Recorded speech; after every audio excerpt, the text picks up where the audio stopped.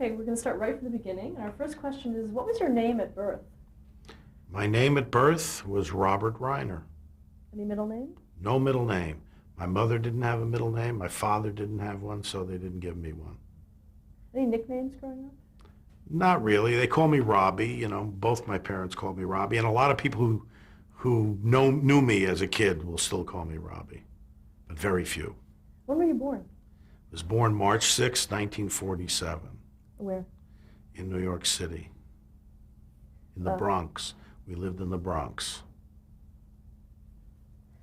How old were you when your family moved from the city? Well, we moved first to New Rochelle, and I think I was about 7 or 8 at the time.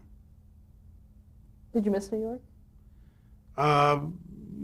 We used to go back to, it was only 45 minutes from where we lived, and so we spent virtually every Sunday we'd go back, because all of my relatives, my mother's relatives, lived in the same building in the Bronx. All my aunts and uncles and cousins and my grandmother lived in that building. We all lived together, so we'd go back there on Sunday. So I used to go back to the Bronx quite a bit as a kid. What is your father's name? Carl. And what did he do?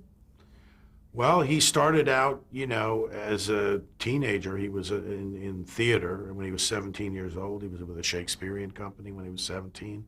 Then he did summer theater, and he did Broadway reviews, and eventually was on the Admiral Broadway Review, which was early days of television, then ultimately worked with Sid Caesar on Your Show of Shows, and then Caesar's Hour, and then went on to create the Dick Van Dyke Show, and directed a number of movies, many with Steve Martin, and is essentially known as one of the pioneers of television.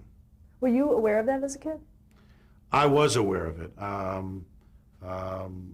As a kid growing up, we had a television. I think when I was 4 or 5 years old, we got our first television in the house, and he was on live every Saturday night, and we used to watch, and he used to tell me, watch at the end of the show. They used to have the good nights, when everybody lined up on the stage and said good night, and he'd say, I'm not allowed to wave, to you, but he says, when I touch my tie, when I go like this to straighten my tie, that's me saying, hello, and saying it's time for you to go to bed, But it was his way of connecting with us. So we were aware of what he was doing. From an early age, I was aware of what he was doing.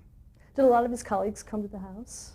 Yeah, I mean, we had, Mel Brooks was over at the house, and Sid Caesar, and Aaron Rubin, and Norman Lear, and Joe Stein, Larry Gelbart. These are all the writers that were on Show of Shows and Caesar's Hour, and it was a pretty funny household. I mean, there were some of the great Neil Simon and Shelley Keller. I mean, all these people who made most of the comedy of the second half of the 20th century came from that group of people who were the writing staff on Your Show of Shows. Mike Stewart, who created Hello Dolly, and Joe Stein, who did Fiddler on the Roof. Of course, Woody Allen, who, all of his output, and Neil Simon and all his plays, and Mel Brooks. Aaron Rubin, who created Andy Griffith's Show, and Gomer Pyle. And so when you look at, and my father, of course, the Dick Van Dyke Show, I mean, you look at the second half of the 20th century, it's pretty much the group that was on Show of Shows and Caesar's Hour were responsible for anything that you ever laughed at in the second half of the 20th century. You mentioned Mel Brooks. Did you ever see your father and Brooks doing the 2,000-Year-Old Man sketch? Yeah, my father and Mel Brooks used to do the 2,000-Year-Old Man at parties. I mean, that's how they started. I mean, they'd get together with friends, and they'd make each other laugh. They'd do shtick and kind of entertain each other. And my dad would interview Mel as a 2,000-Year-Old Man, and they used to actually put it on tape. They used to tape record it in some of the early tapes my dad still has. And at one party, Steve Allen, who was sort of well known at the time, said, you guys should make a record out of this. And my dad said, no, this is just for parties. Both Mel and my dad said, we do this for our friends. This is not for for the public. And he says, I'll tell you what, he says, I will pay for studio time. You go in there and you make a record, and if you don't like it, we can throw it away. You know, we don't have to. But so they went in there, and I think they ad-libbed in front of a bunch of friends for like 5 hours, and my dad went in there and cut it down to 40 or 50 minutes of a record, and it became first of, you know, a series of classic records that they made. I think they made 4 or 5 of them, 2,000-Year-Old Man. Did you ever write anything for them? I wrote one joke. I wrote one joke that they actually used, and I think it was either on a Hollywood Palace or the Ed Sullivan Show. They used to go on Ed Sullivan every once in a while and do their routines. And I think I was about 16 years old, and my dad and Mel were sitting in in the living room at my dad's house, and they were working up the routine for that show. And I came in and I said, I have an idea for a joke. I said, it's the first guy who ever, the first person to invent applause. And they said, what is that? I said, well, and this was the bit. I said, you know, in the old days, if you liked somebody, if somebody was funny or somebody sang and somebody did something really good and you really liked it, you'd go, oh boy, is that good? You know, and if you really love somebody, you could kill yourself because you just, you know, slap yourself to death. He said, so, you know, Marty, Bernie, I don't know who the guy, the first guy, when nobody was looking, he pulled his head out. He pulled his head out and he put his hands together like that. He says, and that was the first applause. And then, of course, they modified it and they brought it down, and that was the first applause. So that was a joke that I wrote that they actually used in their routine, and I felt unbelievably privileged to have done that because I idolized them. I mean, when I was a teenager, I'd come home from school every day when I was about 15, 16 years old, and I would put on the 2,000-Year-Old Man record and listen to it every single day because I thought it was the most brilliant. I mean, not just because it was my dad, but I mean, it was just the most brilliant comedy ever put on record. And I listened to it over and over. So when they, you know, when they actually felt that it was worthy, something that I come up with that would be in one of their routines, that was like, you know, I was, you know, beside myself. How old were you at the time? I was 16 at the time when I had that idea. What about Sid Caesar? Any memories of him? I learned how to swim. I think the first time I ever was able to swim was in Sid Caesar's pool, Great Neck, Long Island. I must have been 4 or 5 years old. So I remember going over there and, you know, swimming in his pool. And you know, he was always, it was interesting because he was the one, he was the genius. I mean, he was the one who I admired more than anybody. You know, people always said that I reminded them more of Sid Caesar in the way I performed and the way I did my early, you know, sketch comedy. I was in improv groups. I was in a group called The Session, which I created with Richard Dreyfuss and Larry Bishop and a few other people, friends. And then I eventually went on and I was in a group called The Committee, which was from San Francisco and had a group in Los Angeles. And I did sketch comedy when I was young, and people said that I reminded them of Sid Caesar more than my dad, because he's the guy that I idolized and thought was the most brilliant sketch comedian I had ever seen. And it was interesting because they all viewed him that way. My dad and Mel Brooks and Larry Gelbart and Neil Simon, all of these brilliant comedy geniuses all looked to Sid as the god. I mean, he was the guy who could do anything, and he was the most brilliant. And I remember many years later, this is probably, now we're sitting here in 2004, this must have been about 10 years ago. We had a party at my house, and we invited Mel Brooks and my dad and Sid Caesar, and Larry Gelbart was there. I think Tom Hanks was there, and Billy Crystal, and we showed some of the old tapes from the Show of Shows. We had an evening, we showed a couple of hours, and it was incredible to watch because, first of all, the material's still great, still holds up, it's still brilliantly funny.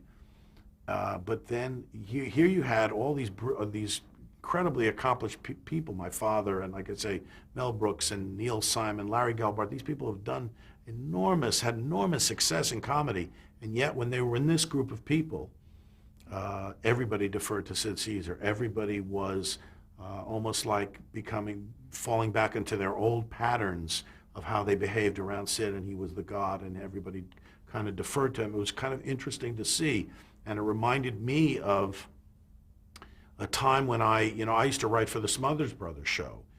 Steve Martin and I were the youngest two writers in a staff of really great, talented writers. Bob Einstein and Lorenzo Music, it was Jerry Music at the time, Carl Gottlieb, Mason Williams, Alan Bly, all these great writers. And we had a 20-year reunion of the Smothers Brothers. This was after it had been off the air, and we had a 20-year reunion show. We all came back, and Steve Martin and I had kind of gone on to some, I'd done All in the Family, I directed some movies and stuff. Steve Martin would become a very big star, and yet when we were all back in this grouping of people that we just kind of reverted back to what we were. I was like the schmucky kid, and I was getting coffee for people and being like a schlep like I was back then. So it's interesting how you're the way in which you view people that you've looked up to in your life, it doesn't change. Those things don't change. So I looked up to Sid Caesar. These people who are very accomplished looked up to him, and he was the god. He was the most brilliant, in my mind, the most brilliant sketch comedian that ever lived. Let's talk about your mother. What is her name? My mother's name is Estelle. Talk a little bit about her. What's she like? Well, my mother is an incredibly talented woman. She's very smart. She's got a great sense of humor, and she has tremendous creativity. She's an artist. She's a singer. She plays piano. She plays ukulele, all self-taught, and I often say that my ability to direct movies, I get more of my talents and abilities from my mother in an odd way than from my father, although there's no question I got a tremendous amount from my father. But my mother's ability to see things in an artistic way, to be able to understand how, music and the way music works, all those talents are things that you bring to bear when you're making films. So you have to have a working knowledge of a lot of different things in order to make a film, not just, where to put the camera, but also an understanding of how music is used, color, and how design of a set, and, acting, writing, all those things come to play. So I got a tremendous amount from her as well as from my father. Did she work when you were growing up? No, she didn't work. She was a singer, when she was very young. She had sung on some radio shows and things before I was born. And she always sang around the house. She had a really beautiful voice. And then when me and my brother and sister were old enough and had gone, she then started a singing career. She had my brother when she was 46 years old. So when I think he was 18 or 19, he was leaving the house, and I think 19, she took up her singing career at age 65, and she's now 90, and she's been singing for 25 years in clubs around Los Angeles and in New York, and she's made like 7 CDs, and so she's pretty amazing. And you said you had a brother. Any other siblings? I have a sister who's 2 years younger than me, and a brother who's 13 and a half years younger than me. My sister's Annie, and my brother's Lucas. Was there a lot of humor in your household growing up? Oh yeah, there was a lot of fun. I mean, everybody in my household was funny, not just my father, but like I say, my mother was funny. Both my sister and brother are funny.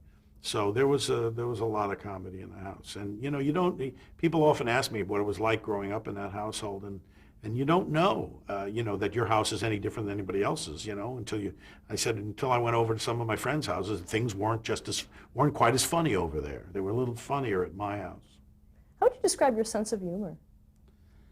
I don't know. I mean, I think that, my father is probably more silly and sketchy and, more out there than I am. I think my comedy is a little bit more touched with a darker side or a brooding kind of reality. There's a darker side to my comedy, but it's definitely there. I mean, You know where that comes from? well, I think it's a combination of my mother and father. My mother saw things in a much more deep, kind of profound. She saw the dark side of things in a deeper way. And my father was a little sillier, and so I think the combination of the two of them comes to what comes out through me somehow. Growing up, what kind of hobbies and interests did you have? I liked sports, loved sports as a kid growing up. I still love sports. I played a lot of baseball when I was young growing up, and I played even through my adult years. I played in softball leagues up until I was almost 40. And I loved to play tennis when and not when I was real young. I took that up when I was about 28, 30. But I love sports. I love all kinds of sports. I love playing them, watching them. Did you read? I read a lot more now than I did when I was a kid. But I did read, there were these Chip Hilton books. They were sports books. There was, Chip Hilton was, that championship season or pass that puck. I mean, those kind of things. I loved reading those. I read some of the Hardy Boys books and any books about baseball. I love books about Willie Mays. He was my idol. I loved Willie Mays as a kid growing up. I was a big New York Giant fan. And so anything about baseball or sports, I loved reading about that. And then as I get to be a little older, my teenager and early 20s, I loved reading, William Goldman, all the stuff. I loved J.D. Salinger and Catcher in the Rye. And William Goldman, I loved his work. Princess Bride particularly was my favorite book as a kid growing up, which I was lucky enough to get to make into a movie later on. And what about movies? Did you see a lot of films? I saw a lot of movies and lots of television. I was the first generation that grew up on television, the first generation to have a television in their house. And I watched hours and hours and hours and hours of television. I used to know the theme songs to virtually every half-hour comedy. I probably still do, and a lot of the westerns and other shows. So yeah, and in movies too. I mean, as a kid, I used to go to the movies in those days for 35 cents, or then it went up to 50 cents. But originally, I remember as little as 35 cents, you could see two features and 10 cartoons and either a Three Stooges short or a newsreel, and so you could spend all day at the movie theater doing that. Did you have any idea what you wanted to be when you grew up? I liked sports. I loved, if I could have been better at baseball, I would have played that. I would have, I thought for a second that I liked how the body worked, and I thought maybe I'd be a doctor for a half a minute. But I think I was pretty much forged in this world of show business through my father. I idolized him. I admired him so much. I loved him, looked up to him. And I pretty much wanted to do what he did. And he tells a story of how when I was young, very young, I came up to him one day and I said, I want to change my name. And he was all nervous about that because he thought, well, having, probably the burden of having to live up to a famous father and bear the burden of that name, and, maybe I was trying to get away from it. And so he said to me, well, what do you want to change your name to? And I said, Carl. So I basically wanted to be him, and I pretty much followed in his footsteps. You said something about the burden of the name. Did that have any effect on you? It did. I mean, I've often talked, to my friend Michael Douglas about what that's like to be the son of somebody who's accomplished quite a bit. And it's a very small club of people whose parents achieved at a very high level. I mean, there are a lot of people who have second generation and third generation have gone into show business, but there are very few whose parents achieved at an extremely high level, whose children were able to also achieve at a high level. And if you look at, me and Michael Douglas, and then you're pretty much running out of the list. I mean, Jane Fonda maybe, and maybe Liza Minnelli. I mean, there's very few people that you can look at that whose parents achieved at that high level, and it's a tremendous burden. There's no question about it that you're definitely looked at differently. You're scrutinized, and if you don't measure up, you're going to be tossed aside. And there's so many people who that has happened to. So it was a very tough road to hoe, and I often, worry about my children from that standpoint, and hopefully they'll do okay. I used to think, because I had children later in life, I was a late bloomer, I think, well, that's good, because by the time they're ready to forge their way, I'll be a has-been, so it'll be good. They won't have to have as much. But me growing up as a kid My dad was, a star, in television. He was like called a genius, and won 12 Emmys and all that stuff. And so it was hard for me. It was very, very hard for me. How'd you deal with it? Well, you just, you plow ahead. And, I didn't take anything from him. I didn't want to. I mean, I don't know that he thought I was all that good or talented early on. I think he's, certainly grown to respect me tremendously as I've gotten older. But I think early on he was very nervous about me going into that world. I don't know if he thought that I had the ability, but then he acknowledged, I could see that I was doing good. But you just kind of forge your own way. I mean, it's a very tough road, and I think that even with the success I had with All in the Family, I don't think I really felt good about myself and what I was doing until I did Stand By Me, because it was the first time I had made a movie that was a true reflection of my personality and was something different and apart from anything my father would have done. And so here I was doing something that really was a reflection of me. And the fact that it was successful validated. I felt validated. And I felt for the first time, okay, I can stand on my own 2 feet here and do what I think I'm capable of doing. Now, early on, did your parents encourage you? They didn't encourage me. They didn't discourage me. They just kind of let me forge my own way. When I expressed interest in wanting to go into show business,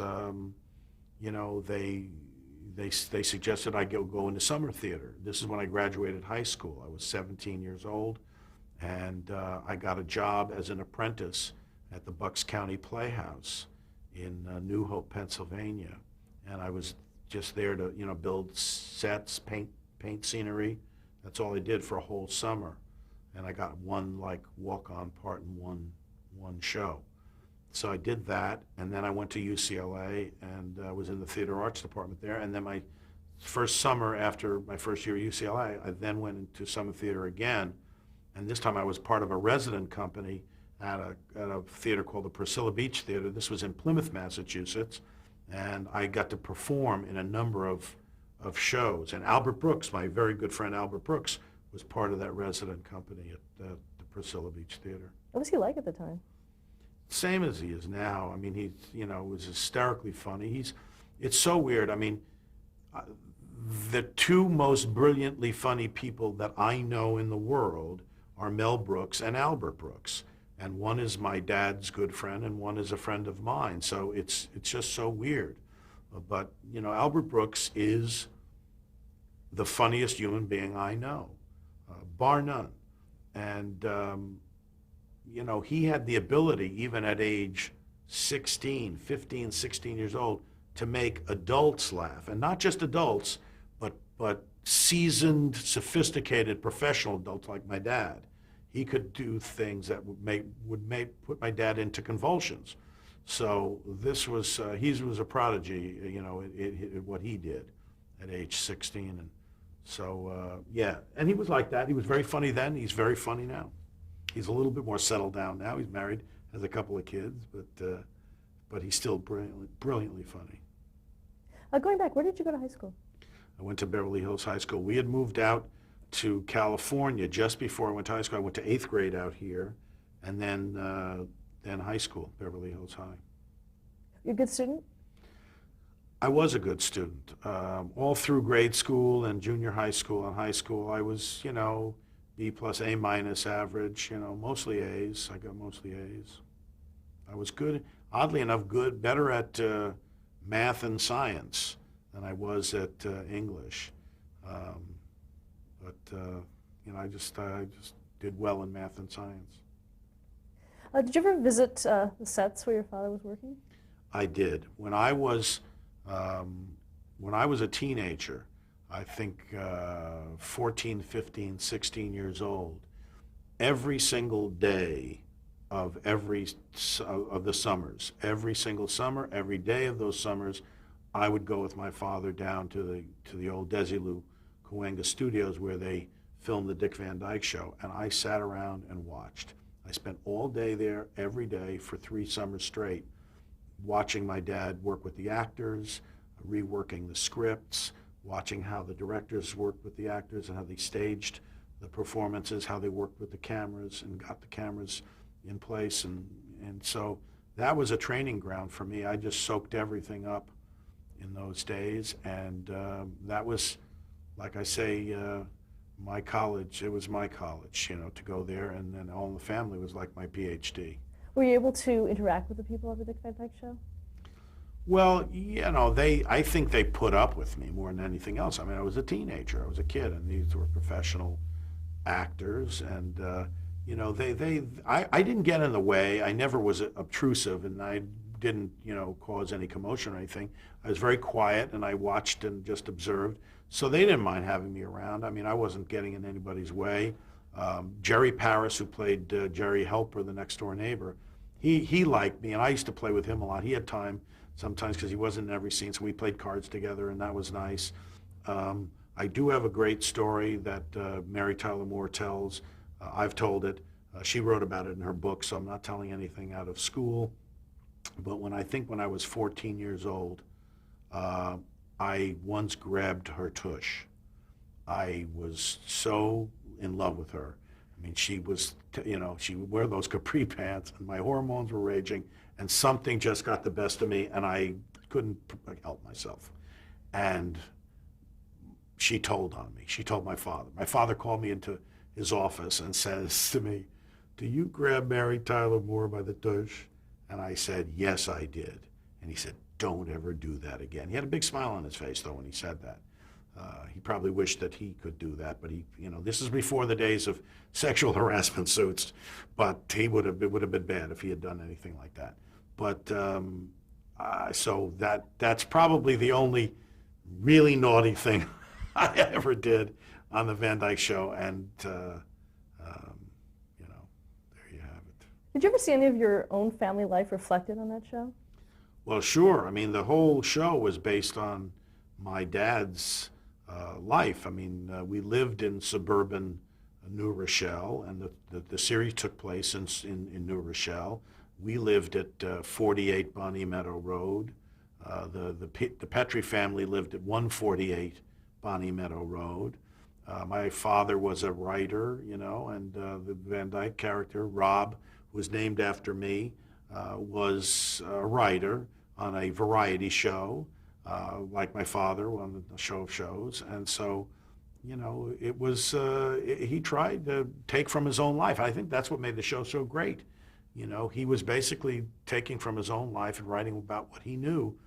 And I remember he wrote, the first 3 years, he wrote probably,